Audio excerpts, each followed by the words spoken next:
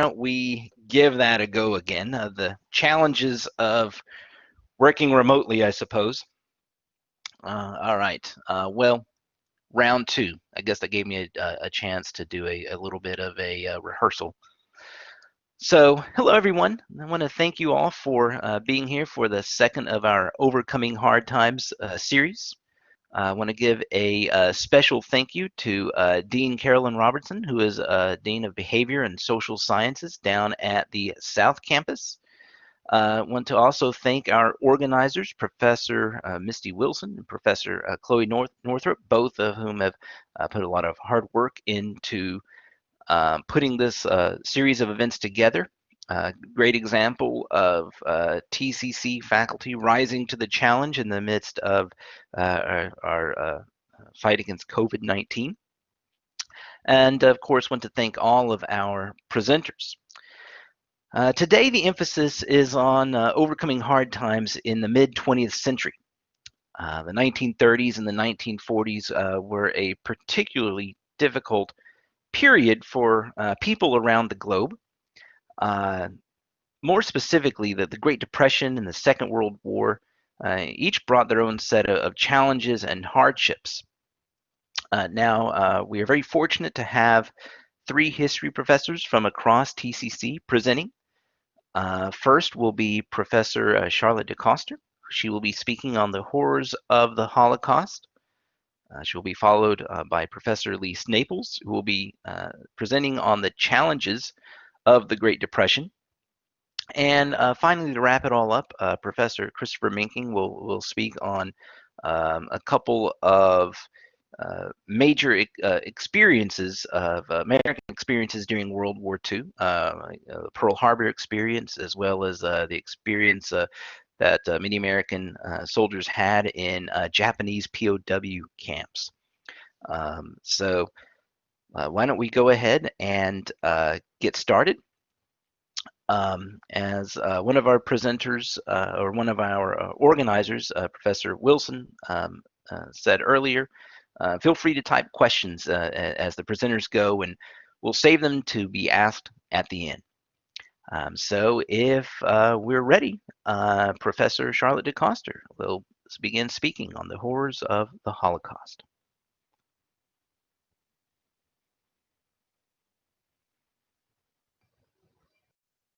Hi, my name is Dr. Charlotte DeCoster. I'm the Director of Education at the Dallas Holocaust and Human Rights Museum. And I've, in that capacity, been talking about the Holocaust for a few years.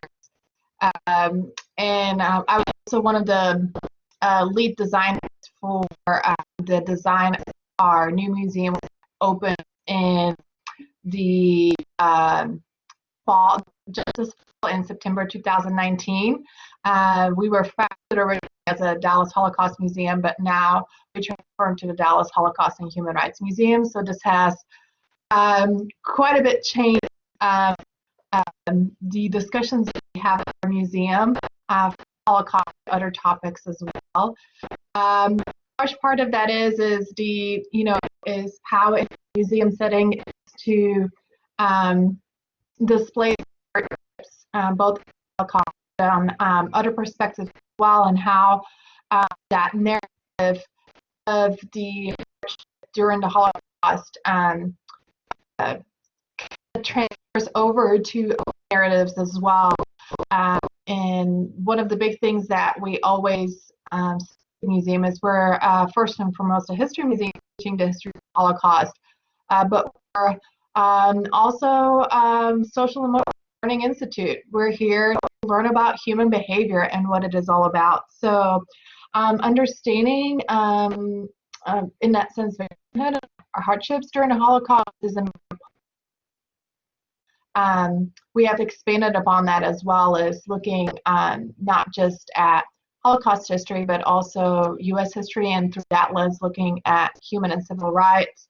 And and at other topics such as the 10 stages of genocide and other genocidal events that have happened since and before the Holocaust. So during the design process, that was really important to look and present that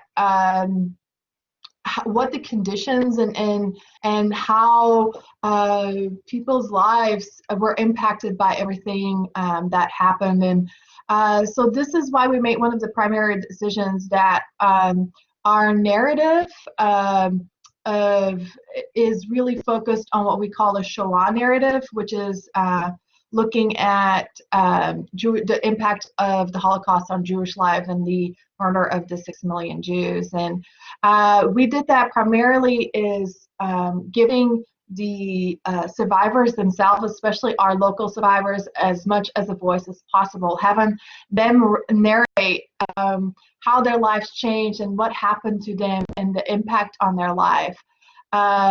And besides adding their testimonies, we tried to add as many images as possible as well, beginning with, as you open and come into our Holocaust wing, is images of our local survivors before the war with their families. And you see these beautiful family pictures, and a lot of time there's these staged pictures, right? Because photography at that point was still very expensive and was still rare, especially in rural areas like Poland and where the vast majority of Jews lived. So you see a lot of these, maybe Shabbat dinner or different family functions in which photos were taken. And then at the very end of our Holocaust wing, we have another collage of pictures that shows those same survivors, but now after the war, after liberation. And what we didn't want to do is we didn't want them, through everything that we had faced, we didn't want to leave them in victimhood. We didn't, we shared enough pictures of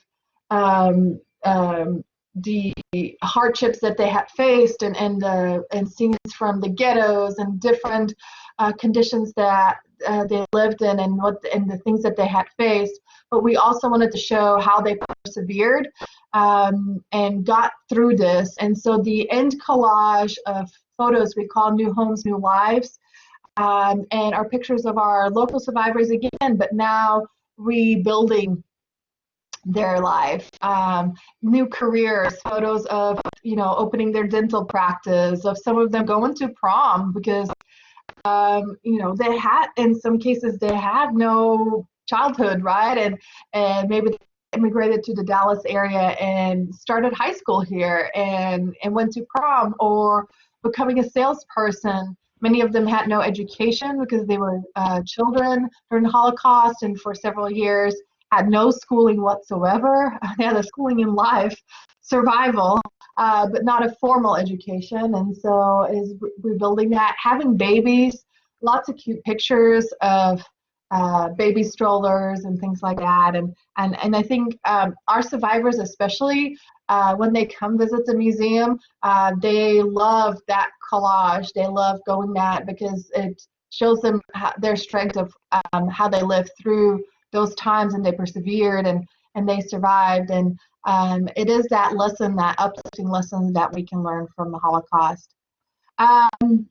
Besides that, we look at other events like the Cambodia genocide, and we work, by expanding our horizon beyond just teaching the history of the Holocaust, but looking how that lesson impact other human behavior and other lessons that we can learn from history, especially when it comes to human rights.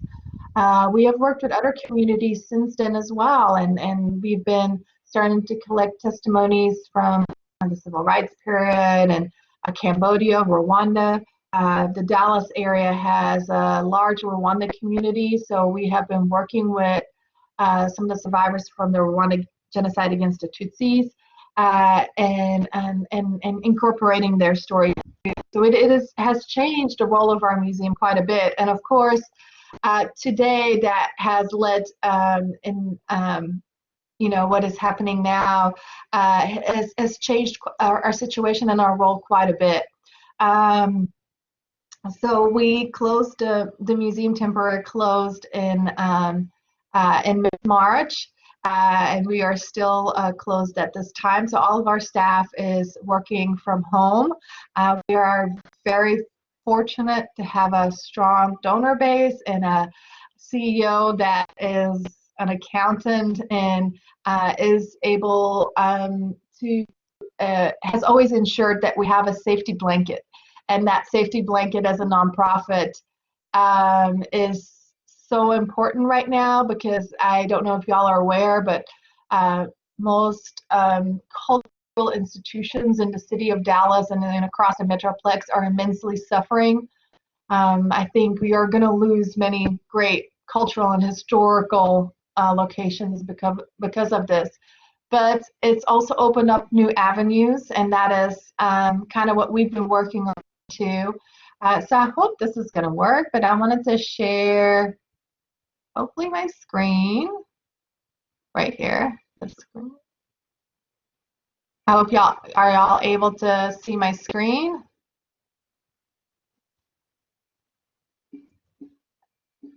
Yes. Okay, great. So this is our website, and you can see off the bat our big COVID-19 update. But right underneath that is one of the things that we've been pushing is we've been creating a bunch of new virtual programs, and almost every weekday we have some kind of different program to still stay connected and continue that narrative and talk about it. Has been a big thing that we've been doing. Because we have expanded our mission, besides from teaching just the history of the Holocaust to really advancing an understanding of human rights to fight that prejudice and the hatred, that has played a big role in this situation today as well. Off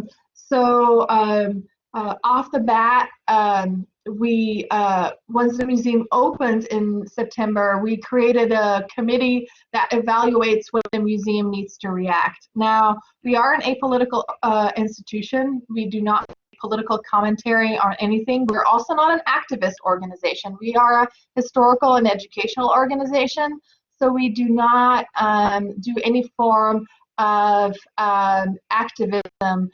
And but we do make statements when we do say hatred and prejudice occurring, and we have a committee that evaluates when those statements need to be made. So very soon after we temporarily closed, one of the concerns that arose that we saw quite frequently in the news and social media was the targeting of Asian Americans and Asians in the United States, especially those of Chinese nationality as well. Targeting is being shunned, is being discriminated against. So we were one of the first institutions to make a statement to call people out for not doing this, and that this is a form of prejudice and discrimination, and that we stand against that as a museum.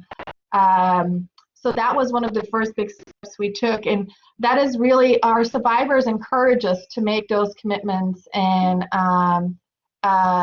to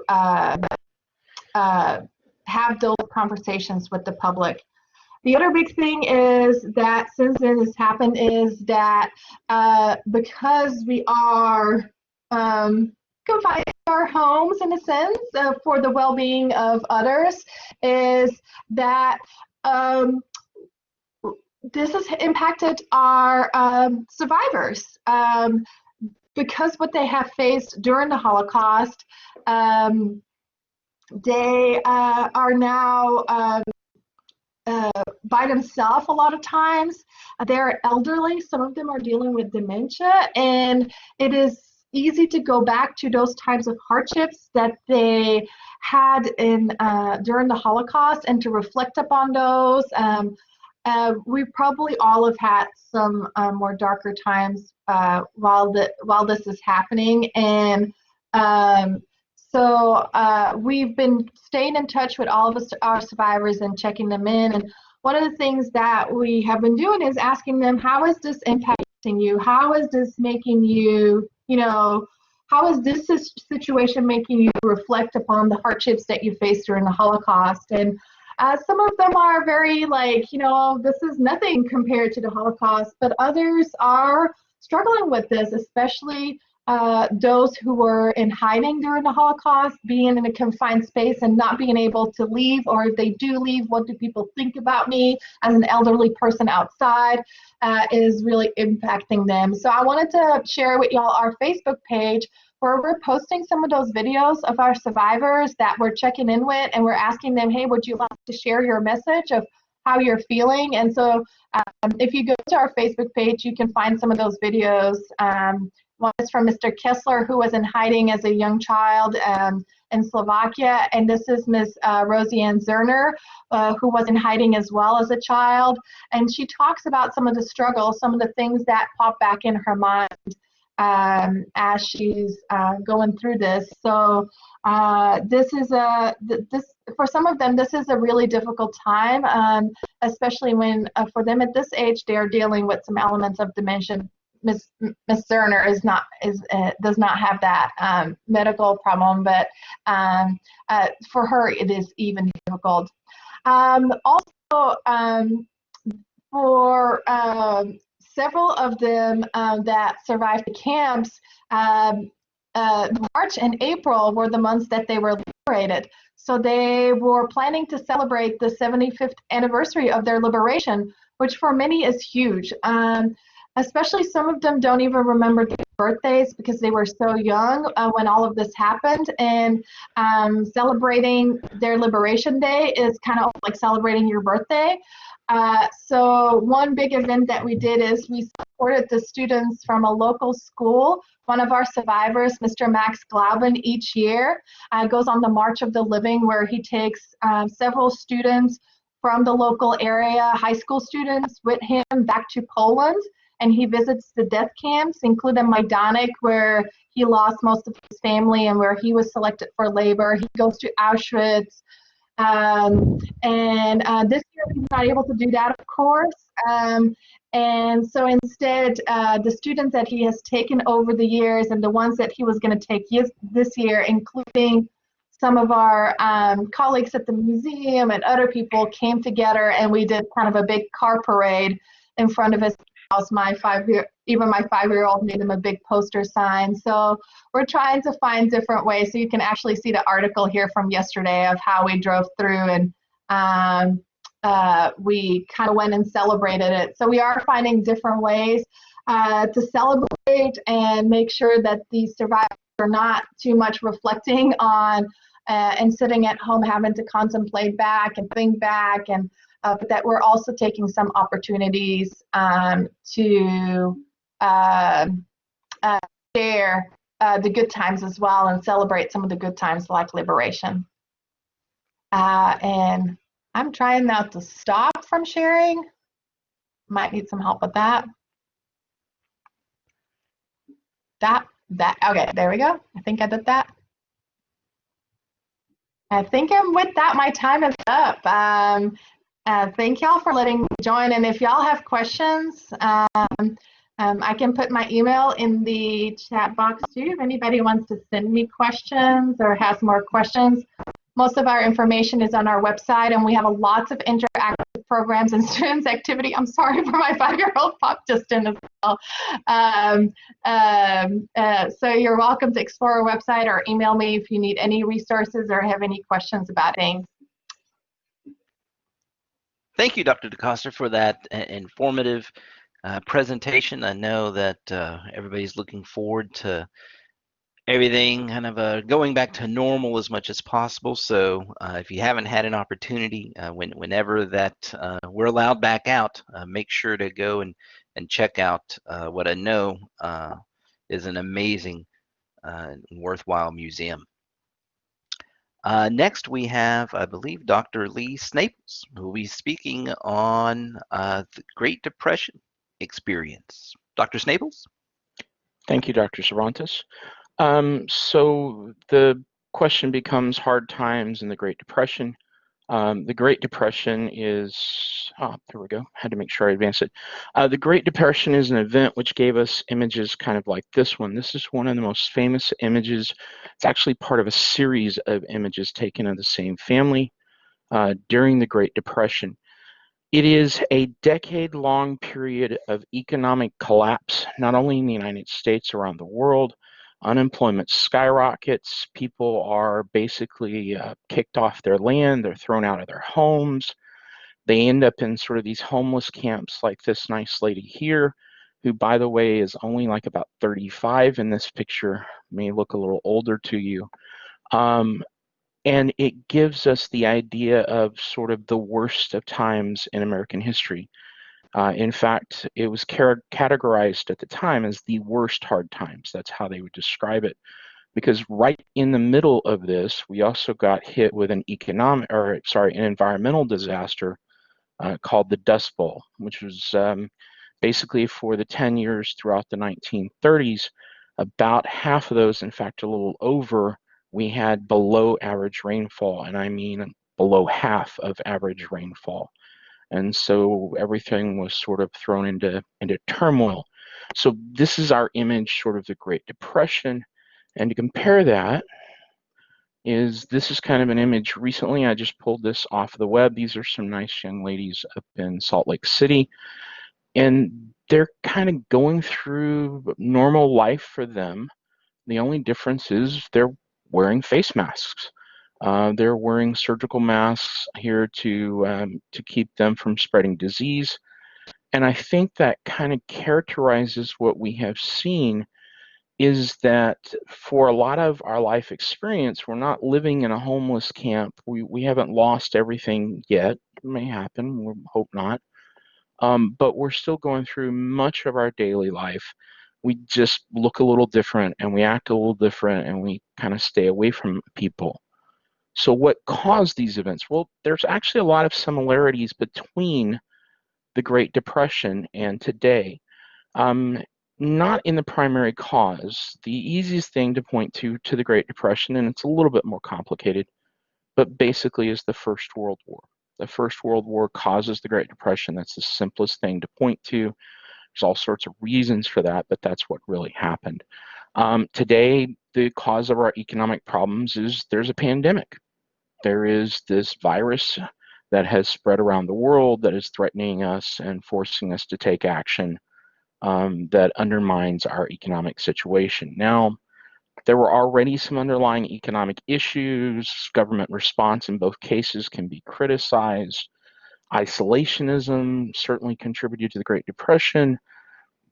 Today, isolationism is actually one of the necessary things in order to keep the disease from spreading. So it's both a good and a bad thing under these situations. There's some other similarities too, and the biggest of these is high unemployment. When the Great Depression started, American unemployment was below 5%. 6 weeks ago, American unemployment was below 5%. American unemployment reached up all the way to 25%. 1 in 4 of Americans who want to work out of a job. American unemployment is approaching 20% right now. This graph is actually out of date because new unemployment numbers came through for last week, and you can tack on another 4 million people. Here's the difference between those two graphs, though. The graph on the left is 4 years. The graph on the right is 4 weeks. Where the Great Depression took years to develop, this depression has hit so fast, it is staggering. In fact, let's take a look at another graph that kind of shows you how this works. On the left there, you're going to see a couple of months of average unemployment, which is about 200,000 people. And then suddenly we go to 3 million, and then we go to almost 7 million, followed up by 6.5 million. And the only thing that really keeps these numbers lower is the fact that the government can't process anymore. They cannot handle them because they're set up to handle those 200,000 or so per year or per week. They're not set up to handle millions. Nobody really envisioned a scenario where you would need an unemployment system um, in order to handle that many people. Um, you didn't bill for it any more than you built hospitals to accommodate the number of sick people we suddenly have.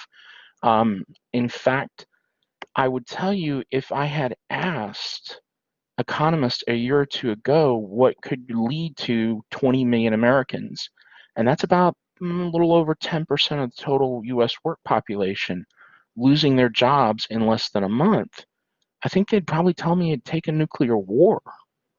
I don't think we thought it could hit this fast. So what did it lead to in the Great Depression? Well, it led to lines like this. There's an image of a soup kitchen, I believe out of Chicago, but don't quote me on that. Now, please note, this is 1933 or 1934. So again, this is years into the Great Depression, not weeks or months into the Great Depression. Whereas in the United States, story recently, one of our local food banks had announced that they were going to be handing out food. They had offered a sign up for this for kind of parking lot delivery. They had 6,000 people sign up. They had almost 10,000, they figure, show up. So in just a matter of weeks, we're beginning to see things like this. So what's different? What does give us hope? Well, let's start with this. This is a list of sort of the support systems available to the people of the United States during each of these events. And if you'll take a look at the left over there, one of the things that you'll notice is missing is the federal government. So Herbert Hoover is president of the United States. And I have a habit of pointing out to people today who say they're conservative that really you're not conservative. In the two greatest economic crises in American history, and that would be the Panic of 1893, and that would be the Great Depression. The federal government believed its role was to do basically nothing. That wasn't their job. That taking care of people, taking care of the hungry and the poor was the responsibility of private charities first, but also state and local government. During the 1920s, just prior to the Great Depression, the country had also been hit by probably the worst flooding in American history. This is the Great Mississippi Flood of 1927. Basically, the Mississippi entered flood stage at the beginning of the year. So in January, it was already flooding, and it didn't stop flooding until the middle of November. And during that, a hurricane hit the Gulf Coast as well. The United States government spent nothing to help, zero. And when the Great Depression started, the federal government basically said the same thing. This is not our responsibility. As the Great Depression developed and as Americans became aware of just how bad the situation was, the federal government took on a new role, and a role it maintains to this day. We elected Franklin Delano Roosevelt. He introduced what was called the New Deal, which basically said unequivocally, the government has not only a responsibility to help restart the economy, but the government has a responsibility to help the American people. And so Social Security is one of those agencies created during the Great Depression to provide support for our elderly. And later, this is expanded out into things like Medicare and Medicaid and SNAP, which is often referred to as food stamps. And we just saw in the last couple of weeks, not only a $2 trillion aid package passed by the United States government, but for those of you who are maybe watching the news a little earlier today, you might have seen President Trump signing another $500 billion. So we're up to $2.5 trillion. Compare this to the Great Depression when basically the federal government said, why should we spend any money. So the support systems that are available today, including things like laws that prevent them from kicking us out of our homes, this appeal to American businesses to suspend rent, to suspend some taxes, these sorts of things, the reaction is really sort of night and day. It is a much better situation. Will it be enough? That I can't really answer for you, but it's at least better than what you would have seen during the Great Depression. The other thing that is significantly different to me is the psychology. So in the Great Depression, the economy hits a wall. It collapses in 1929. And by the 31 or 32, as this continues to drag on, and remember, it's going to take us basically all the way to 1933 to hit the bottom, but we don't know it's the bottom yet. And so the questions become, is this ever going to end? Not when. Not when can I get back to normal life, but will I ever have a normal life again? Will my children maybe ever have a normal life again? Is there anyone who can help us? And you really do develop this mentality that basically the only hope we have is God, not out of a religious fervor, but out of sheer desperation. There isn't anybody else to turn to. You've seen basically 3, 4, 5, 6 years by the mid-1930s of the country trying desperately to do anything it could. We're still getting hit by the Dust Bowl. So you're sitting out there and you're begging for rain and you're praying for rain and it's not coming. Today, we don't have that. I noticed somebody mentioned that they had lost their jobs, and I sympathize. I know I'm in a very lucky position to be able to continue to draw a paycheck. I get that. But I don't think any of us are envisioning 3, 5, 10 years of this situation continuing. And just simply psychologically knowing that there is an end and that end is not outside of the foreseeable future makes for a dramatically improved situation. It gives us not only hope, it allows us to resist the helplessness and the hopelessness of the Great Depression that really set in. So, this might be the great annoyance. It may be the great boredom for some of us.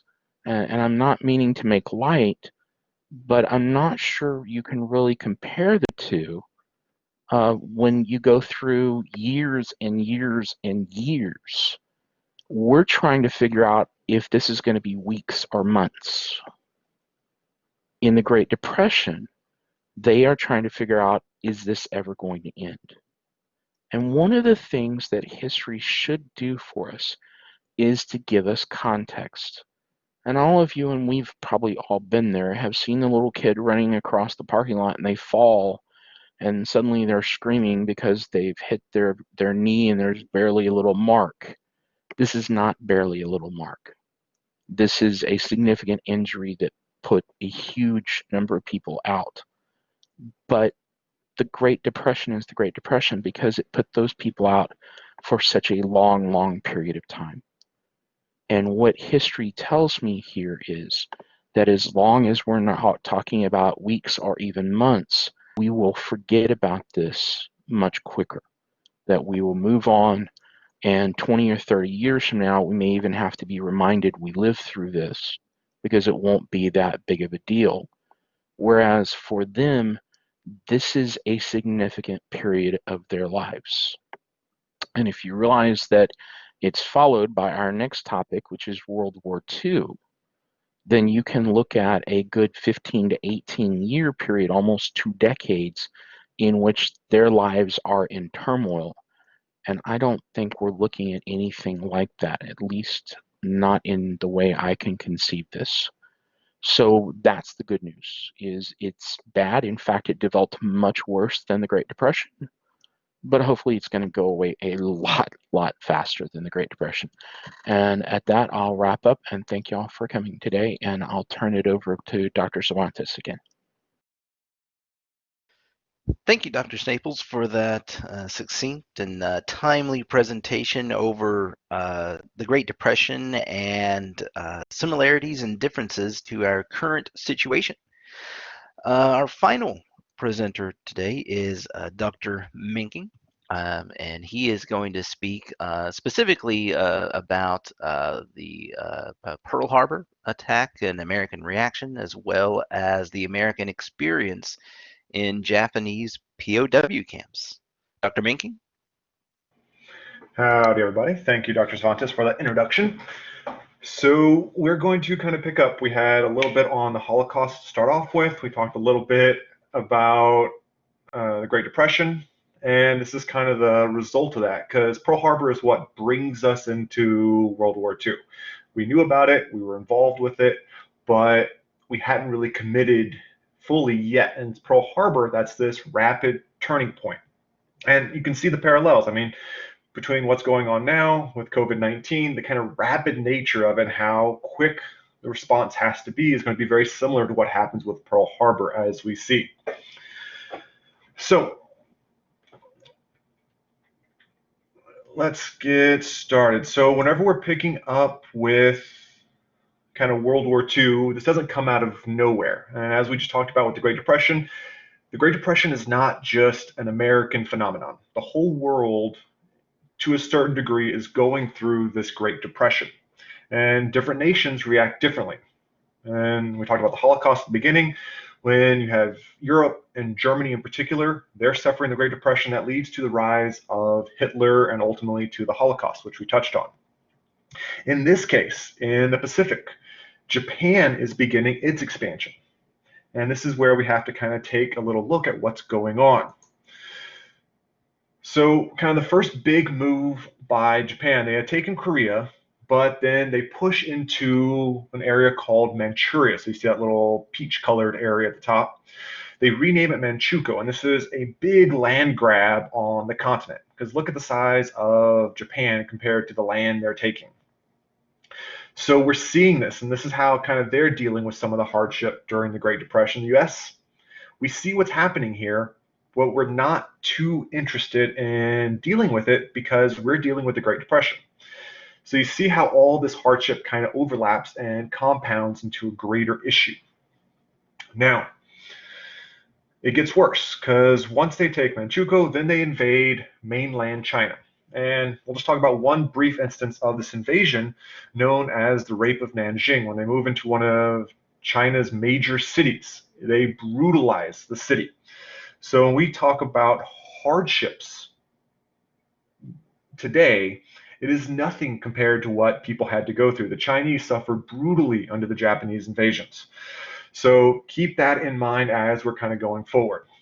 If you want more information on the Rape of Nanjing, just let me know and I can talk more about that at the end. But the big thing that's going on at this point in time, the United States has been focused mainly on kind of Hitler and the Nazis and helping England survive, but we did know what was going on with Japan.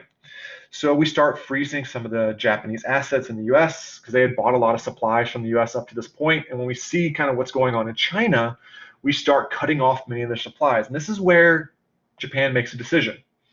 If you'll see that pink line, that pink outlined line, that's what's called the Japanese defensive perimeter or defensive zone. And the Japanese felt if they could take all the territory within that line, within that little circle, they could hold it and have enough resources to defend it forever. But the one big problem was most of these islands were either autonomous on their own or they were controlled by the US or one of the European nations. So they felt mainly Europe was distracted fighting Hitler in Europe, but the last one that was standing was the United States. So they felt the best way to keep the US from stopping them and their expansion is to attack Pearl Harbor. Now, initially, they were supposed to deliver declarations of war just minutes before the attack happened. So they were trying to be proper, but the time zone switches, they got the time wrong, and the attack at Pearl Harbor actually begins prior to the declaration of war being issued, and the declaration doesn't come for some time after. at least on the Japanese behalf. So there's a picture of Pearl Harbor. Now, if you'll notice something unique about Pearl Harbor, there's a whole bunch of ships there. What the U.S. had done was keep all of our Navy ships in the Pacific in a single port in Pearl Harbor in Hawaii. This is literally putting all our eggs in one basket. And the Japanese knew this. So they decided they were going to hit us once, wipe out our entire Pacific Navy, and that would buy them the time they needed to take all the territory they wanted and, secure it before the U.S. could react. So on December 7th, 1941, a fleet of Japanese warplanes, about 350 Japanese Zeros, made a complete surprise attack on the ships docked at Pearl Harbor. This is going to be a devastating attack. The first wave brought the vast majority of bombs, and the pilots were instructed to go for the biggest ships they could find first. They were also supposed to take out as many planes still on the ground as they could before we could get airborne. Now, the attack came on a Sunday, so most of the people were at church or off doing other things, so no one was really prepared for this. Now, we had intelligence saying this attack might be coming, but everyone thought that was an impossibility, so they kind of disregarded it. But the attack came and caught everyone completely off guard. Now, a number of Japanese submarines also entered the port. Now, this is going to be a complete surprise to many of the actual soldiers and sailors on the island. The battleship Arizona, as you can see here, was struck and went up in flames. More than 1,200 of her crew died. The Oklahoma, seen here, capsized after taking 3 torpedoes, trapping 400 men below deck. All told, about 18 warships had been sunk or badly damaged, 300 planes were lost, and about 2,400 Americans had been killed. To make it worse, a second Japanese assault from the air came around 9 a.m., completed the carnage. Now, this could have been a lot worse. The goal was to destroy our capability to strike back at Japan. But there was 2 major factors that the Japanese mixed up or messed up on. So the first, 2 of our aircraft carriers, the Lexington and the Enterprise, were off patrol when the attack came. So that means we had 2 of our most powerful ships still available to fight. Second, you have the oil reserves on Hawaii. The naval oil reserves were not destroyed. The Japanese pilots had orders to attack these. For whatever reason, they didn't, and this allowed us the fuel to begin a counterattack. So this is a huge, huge thing. We'll talk more about that in a second. Now, this is where we have FDR. Now, FDR had been the president. So we talked about kind of the previous president with the Great Depression, how he didn't really do much. FDR is going to be known for the New Deal and doing a lot. And this is kind of his next big test, is how he deals with war. Now, you can kind of find a video of this on YouTube if you want, but this is where he goes before Congress and gives a famous speech saying that Japan has attacked us. And he declared that December 7th, 1941 would be a date that would live in infamy. If you've never seen the video, I highly recommend going to go watch it. Now, more importantly, so he asks for a declaration of war, and it's going to be a Texan, Texas Senator Tom Connally, that introduces the declaration of war to Congress. So on December 8th, 1941, the United States enters World War II by declaring war against Japan, and the next day, Japan's ally Germany declared war against the United States. And this brings us into a much bigger conflict. We had kind of been financially supporting Britain, but now the US is in the war directly, all in a course of 2 days. So think about the rapidness of the change that's going on today. It's a very similar thing at this point in time, just with much greater stakes. Now, American soldiers volunteered. American men volunteer in crazy numbers. So between 1942 and 1944, about 5 million men would volunteer for U.S. service. But in addition to that, we also have the draft, which read about 31 million men and took about 10 million men into the service. And over the course of World War II, about 15 million men and women served during World War II. Now, to kind of show you kind of the ability of the United States to react, talk about one little event. So if you remember, we had 2 aircraft carriers left, and we had our oil reserves. So what we decided to do, Japan hit us really hard. We had a black eye. We wanted to do anything we could to hit them back. So what we're going to do is something called the Doolittle raid. We got a bunch of big army bombers, put them on one of our carriers, snuck it into Japanese waters, and proceeded to bomb the home island of Japan. Now the problem was these planes did not have enough fuel to make it back to the aircraft carrier, because as soon as they took off, the aircraft carrier turned around and went home, went back towards Hawaii. So these pilots of the Doolittle raid bombed Japan, kind of striking, making us, feel like we're doing something. But then they had to ditch their planes, crash land basically, into Russia or China and hope to make it back to the US at the end of the war.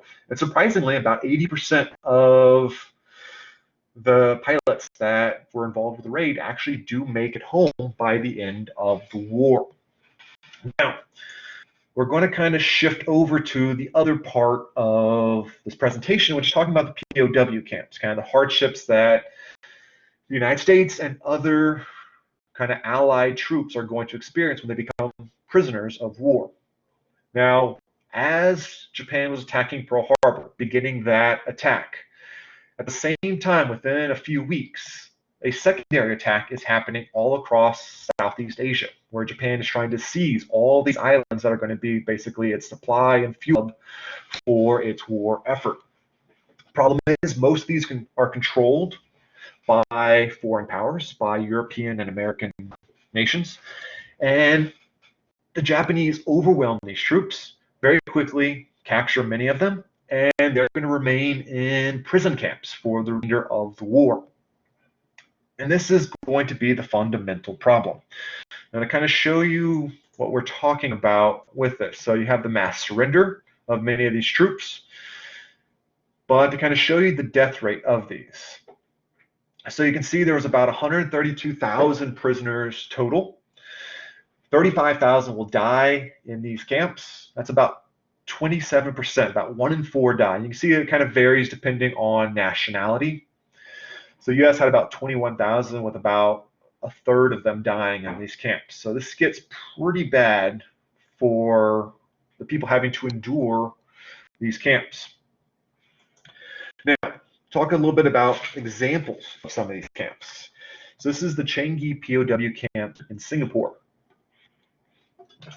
So this was known as the POW Paradise or POW Heaven. This was a pretty nice camp as far as prison camps go. You had food, you had shelter, you had fairly decent treatment, and this is the best that you could expect under the Japanese. On the flip side, many of the other camps, particularly the labor and more remote prison camps, were far worse. They generally suffered a lack of bedding, gross overcrowding, entirely inadequate diet, unsanitary fly-infested surroundings with heavy expectations of manual labor. And this last point is going to lead to a considerable amount of suffering and death among the US soldiers and all the Allied soldiers. The primary understanding of POWs by the Japanese was as a force. This is a very big difference from how the US treated its POWs. For the most part, our POWs, particularly German POWs, were basically going to a summer camp. They had bands, soccer, newspapers, all these kinds of fun things. They could even get part-time jobs and earn a little money or get their college degree. We can talk more about that at the end if you have questions about the POW camps in Texas. But this is very different. The Japanese saw them as hard labor, and they would work them to the bone. If they died, they just got more prisoners. It was not something that they were willing to say, oh, let's take care of them so they can work more. No, it's work them to death. Now, on the Burma-Thailand Railroad, you have about 60,000 Allied POWs working. About 12,000 die. That's 1 in 5 workers die. This is massive. And if that's bad enough with POWs dying, civilian conscripts, so mainly Chinese, Thai workers, are conscripted at a huge rate, forced to work by the Japanese, and they'll die at an even greater. About 33,000 die on this one railroad alone.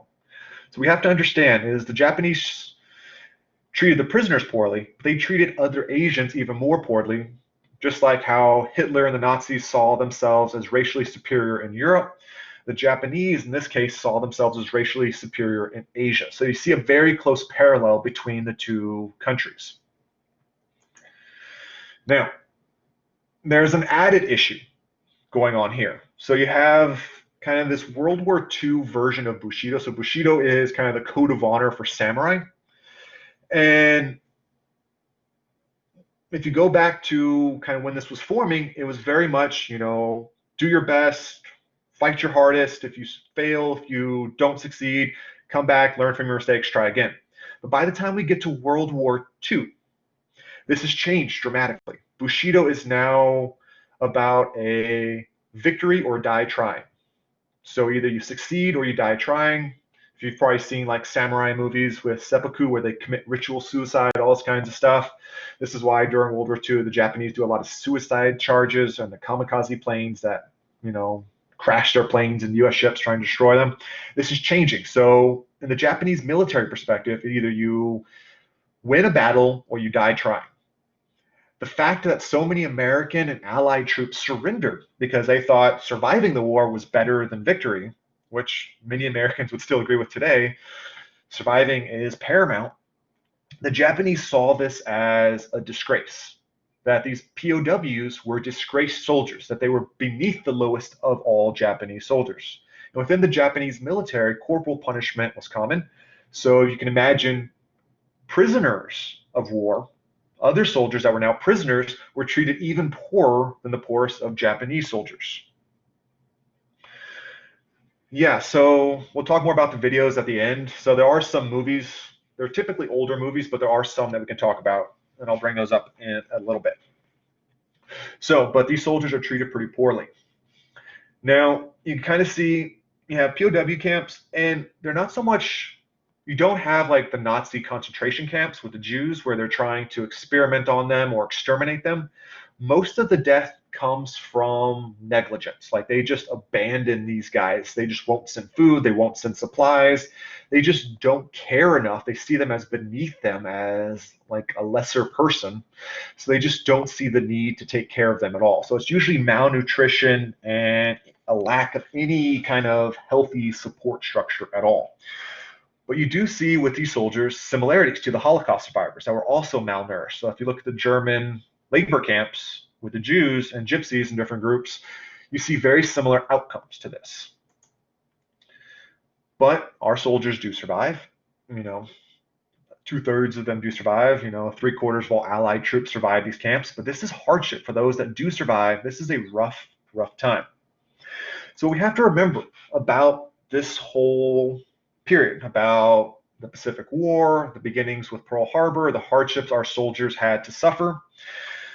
Pearl Harbor did more to wake the US up and turn it into a world power than the Japanese hope of knocking it out of the war. It woke us up and made us. You can kind of see this is a picture of our fleet towards the end of the war. It was a massive fleet. So it really activated the United States, put us into full production. We were managing to fight 2 wars simultaneously in Europe and the Pacific. We're pretty much the only nation at this point in time to do it. And because of this waking up, because of this ability, we ended the war potentially quicker, and we were able to go liberate our troops. So if y'all have any questions, go ahead and post them real quick. We saw one on documentaries and videos. World War II in color, I think, is on Netflix now, and that one's pretty good. That covers a lot of different stuff in World War II, and they have some stuff on this.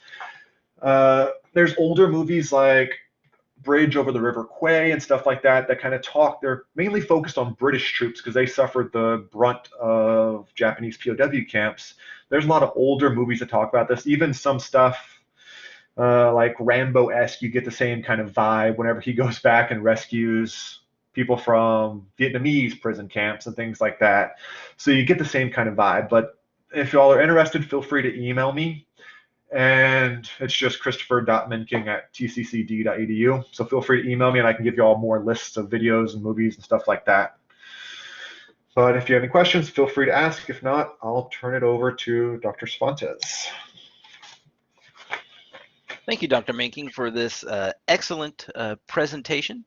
Yeah, we do have a few questions out there that I want to make sure that that we get to.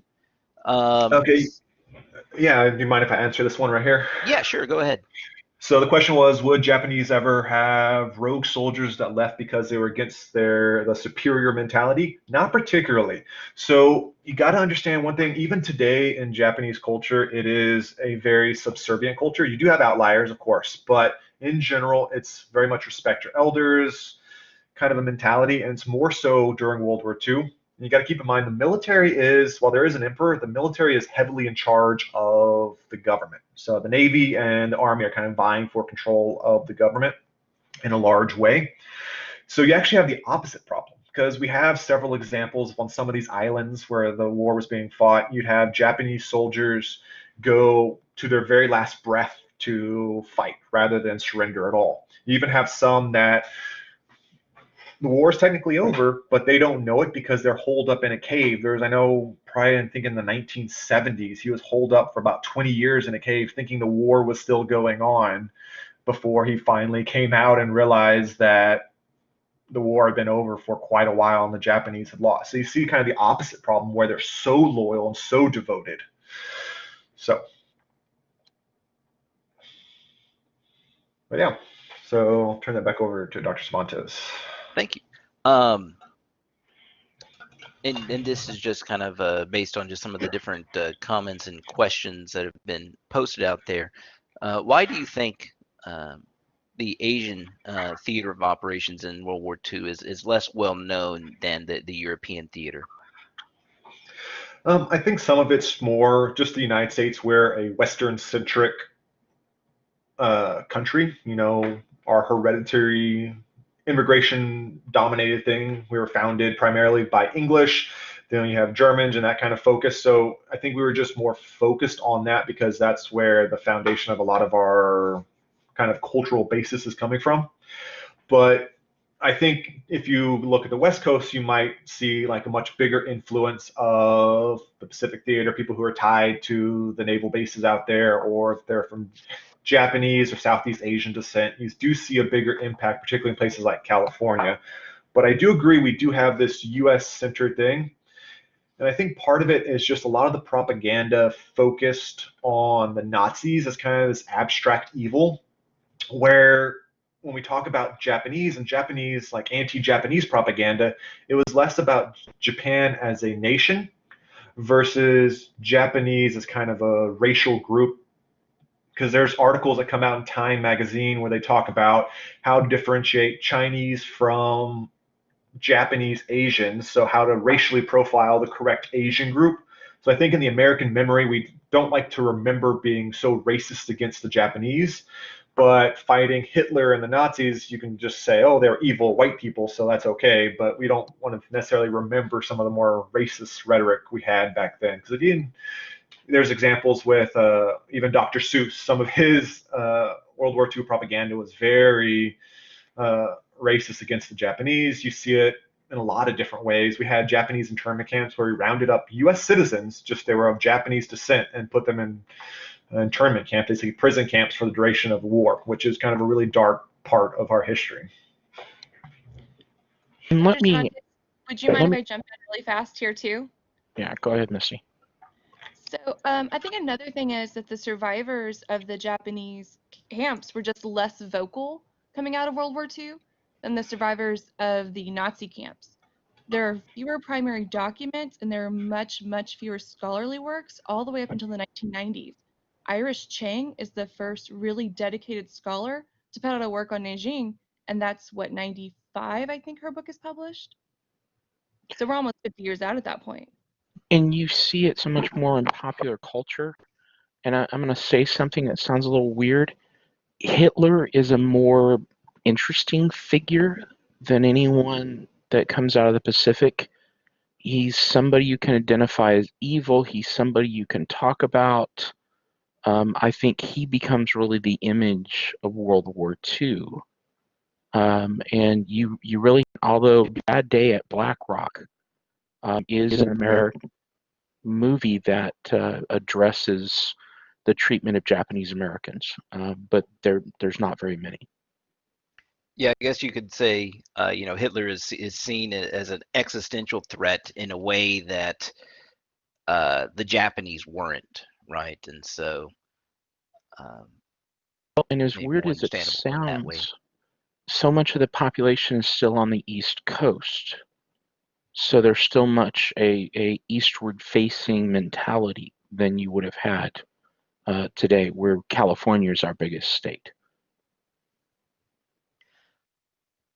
Thank you. And last one, Dr. Minking, specifically for you. You mentioned POW camps in Texas. Can you say just a little bit about that? Yeah, and hopefully after COVID-19 passes, we can go visit the POW camps. If you know where College Station is, where Texas A&M is, you go northwest a little bit and you hit a little town called Hearne, Texas. You'll blink and you'll miss it if you're on the road. But it's where the largest POW camp was in Texas. I think it was 40 or 50,000 people were there at one point at the peak. But it's a very strange place. So we talked about, you saw the horrors of kind of Japanese POW camps, very labor focused, all that. This one was a very different experience. So these were in like the Geneva Rules of War. You have to, wherever you capture troops, whatever environment you capture them, you have to house them in prison in the same kind of environment. So Texas was very similar to North Africa, where we captured German troops. So they just dropped them off here in Texas.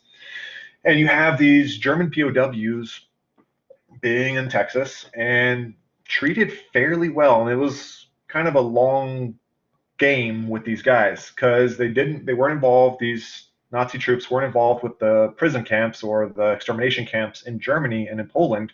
So they were kind of exempt from that critique. And if we can make them love America when we send them home after the war, then they'll be more in line with siding with us after the war. Now, what's interesting is they were able to have bands, they had their own little newspapers, they had soccer teams, all these kinds of crazy things. It's like a summer camp.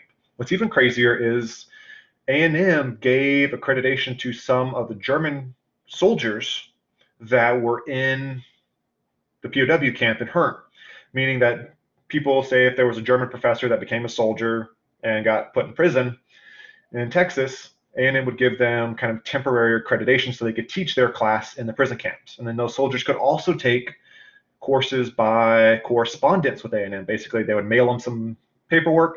You take it, complete the course, kind of like a primitive online class today. Then you would send it in. And what you have is handfuls, dozens of German soldiers, Nazis, basically, getting degrees from Texas A&M, going back, and then after the war, ordering their Aggie rings and being able to wear a Texas A&M Aggie ring and being Aggies in Germany. And you see them still around all the way like into the late 1990s, early 2000s. I know I've had professors run into those. So this is a very crazy thing. What's even crazier is many of these soldiers were allowed to, or many of these German prisoners were allowed to leave the camp as long as they kept their uniform on, go into town, get jobs at local farms, help support labor. They would get paid for it. They could go into town, have a burger, have a beer, all this kinds of stuff. As long as they came back to camp or were picked up by the truck at the end of the day, they could come back. And what's even crazier is this white German guy that's a Nazi can come have a burger in Hearne, Texas, where a black GI, a black American soldier, couldn't eat at that same restaurant. So talk about crazy times.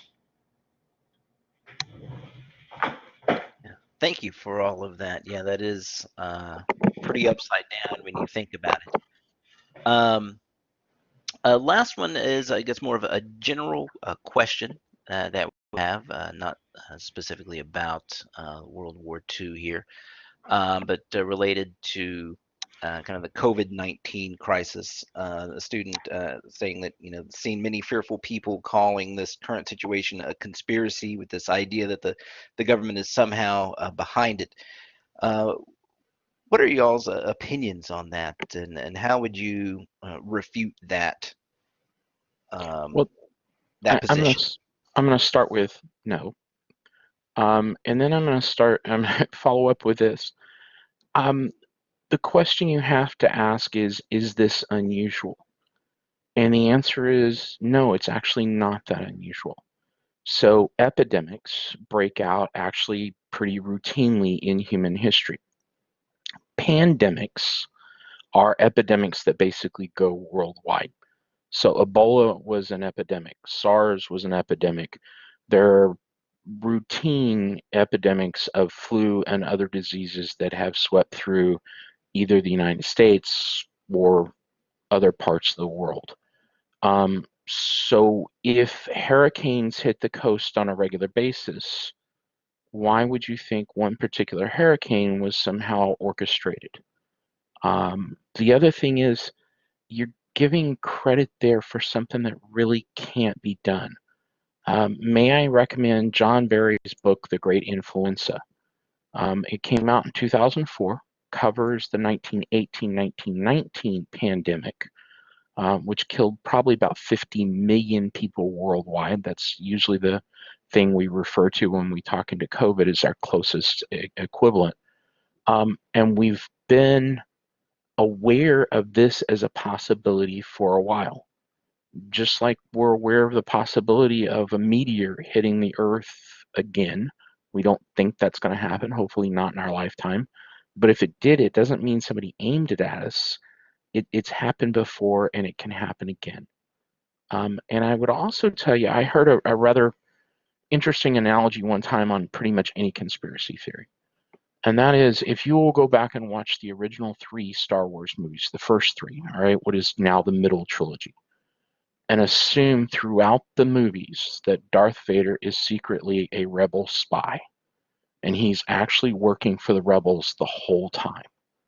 And you can convince yourself of this, because there's enough times where he almost catches Luke. He almost stops them, that it begins to look like he's, working for them, but that's not the way it is. That's just what you see when you're looking for something. So no, it sounds really great and wonderful, but no. Anybody else? Yeah, I'll jump in on this real quick. So we just talked about World War II, and we've had World War One, we had World War II, we had Vietnam, the Cold War. All of this is the whole world not getting along at some point, fighting each other.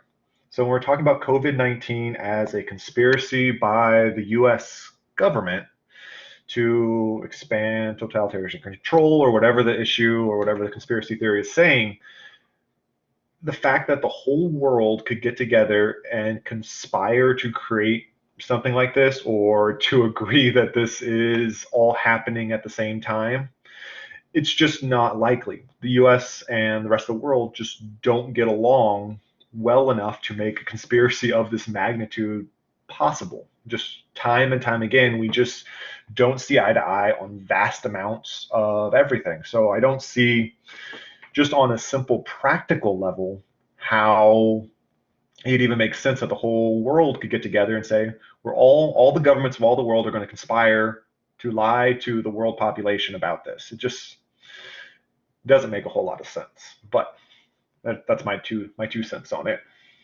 And if you were looking to create some sort of virus to attack the United States, quite frankly, you did a pretty poor job. Even at the best numbers, and okay, I'm sorry, let me rephrase. Even at the numbers that are the scariest for us, you're talking about 1 to 1.5% of the American population at best.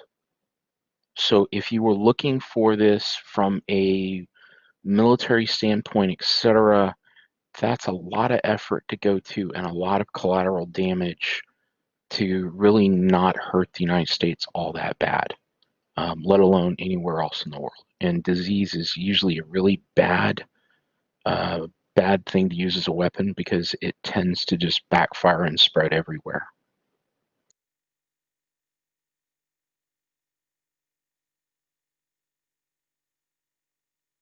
Anybody else? Misty? Brian? I think we're good here. Thank you for sharing those insights and yeah, just kind of wrapping up the conspiracy talk. I think for a lot of people, in a way, and you can kind of see this globally, because in different countries, conspiracy theories might be more or less popular than they are here. But I think for a lot of people, conspiracy theories are in a way comforting, right? They give you a sense that maybe things aren't quite as out of control as you might imagine, right? That there is maybe less randomness, and yes, maybe there's a force that is malevolently conspiring, but at the same time, at least the situation at hand is in someone's hands, right? So I think that's one reason why psychologically, at least, people tend to kind of reach for conspiracy theories at in times like these, whether it's a pandemic, 9/11, the Kennedy assassination, whatever it might happen to be. Right, any other comments from our presenters or any other questions? Yeah, actually, something I forgot to mention earlier, which should also give us hope, is we have heard concerns recently about rioting and attacking stores and stealing and this sort of stuff. And that's one of the things the Great Depression clearly shows us. We have a long period of economic collapse, and you don't really see the collapse of society. People continue to work together. They're basically law-abiding. Even in those homeless camps, there's not reports of people just being murdered or raped or stolen from. People just normally don't do that, and I think you can take hope from that as well. Thank you. Yeah, that's a very important insight there. I'd like to direct your attention, everybody, to the chat box there, where Professor Wilson has posted the uh, form there to fill out and provide some feedback for this presentation, as well as a link for attendance. I want to thank everybody for attending. Thanks to all of our presenters for all of the great information that they've shared. And just want to remind everybody that we've got one more of these events next Friday. So be on the lookout for that. I hope you are all able to attend, and I hope you all have a safe and healthy weekend. Thank you all.